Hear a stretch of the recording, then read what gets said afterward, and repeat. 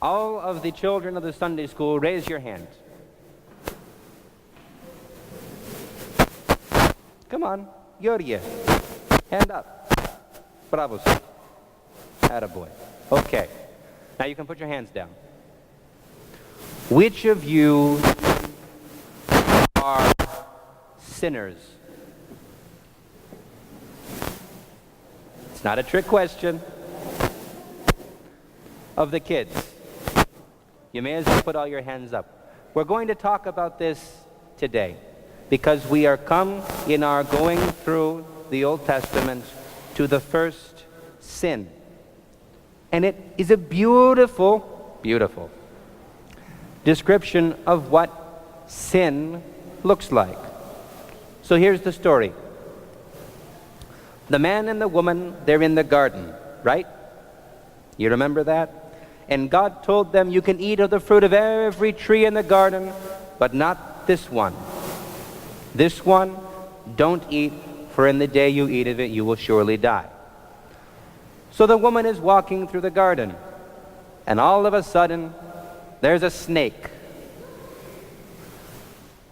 And the snake talks to her. That's weird. And he says, so God, He told you you weren't allowed to eat any of the fruit of the trees in the garden. Is that what God said? Right. But that's what the snake says.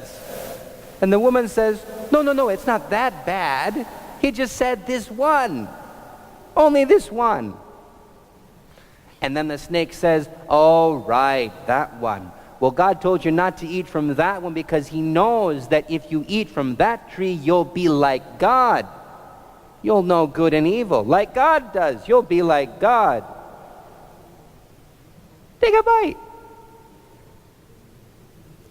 And the woman, it says, she looks at the tree, and she looks at the fruit, and she sees that it looks tasty.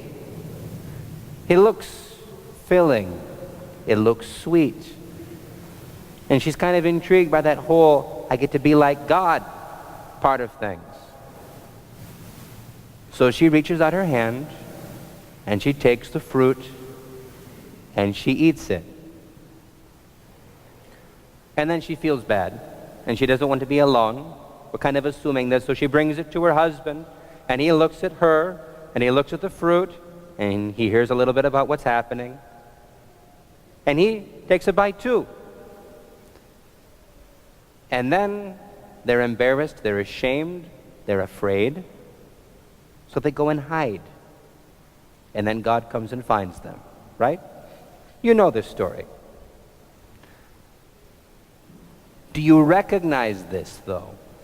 Because my guess is every one of you has done the same exact thing. I know I have. Let's look. What's the first thing that the snake says? He says, doesn't your God make such strict rules? It's really not fair. How many of you? Come on. Think about it. How many of you have said, my parents make strict rules, it's not fair? Never mind the strict rules. How many of you have said, it's not fair? Kala. That's the first step to sin. Now, it wasn't even true what the snake said. It was a lie. But it got her thinking. That's kind of mean. Why wouldn't he let us eat that tree? All the rest of them are ours. Why not that one? Usually we think about that with the cookie jar, right? I can have all the bread and all the cheese, but I can't have the cookie. Why? It's just food. It looks tasty, right? And my parents are mean. It's not fair. They won't let me have the cookies, right? This is the first step.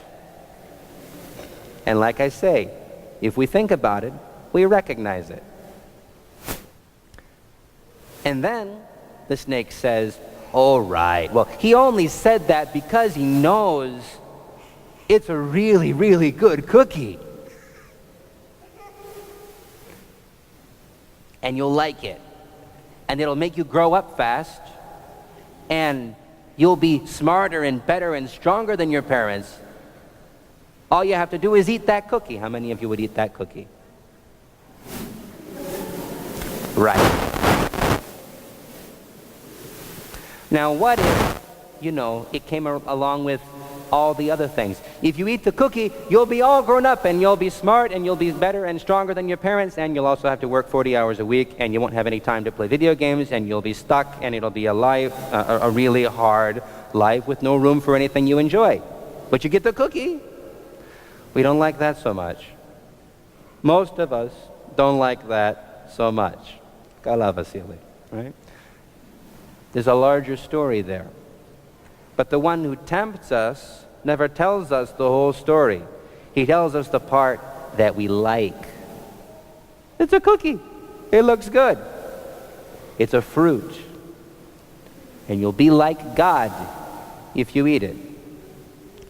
Now, did the snake lie? Did he lie when he said that the fruit would make them like God, knowing good and evil?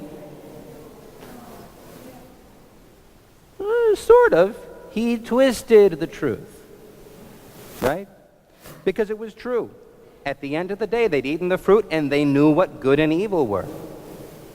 He told the absolute truth. He just kind of turned it around and hid the true part of it behind the lie. Because if they'd understood what it meant to know good and evil, they would have understood that's a bad thing. That's the one way in which they were like God at the end of the day. And because they disobeyed God, though, they were much less like God. Because they'd rebelled against Him. They turned away from Him. They ran away from Him and hid. They were like God in one tiny little way. And everything else was awful. Just like if you sneak into the cookie jar and you eat all of the cookies, you will have eaten a whole lot of cookies. And you will have a tummy ache, and you won't have any room for dinner, and you will have disobeyed your parents, and you'll be hiding from them and lying to them and pretending you didn't do it and terrified of getting caught. Right? Is it worth it?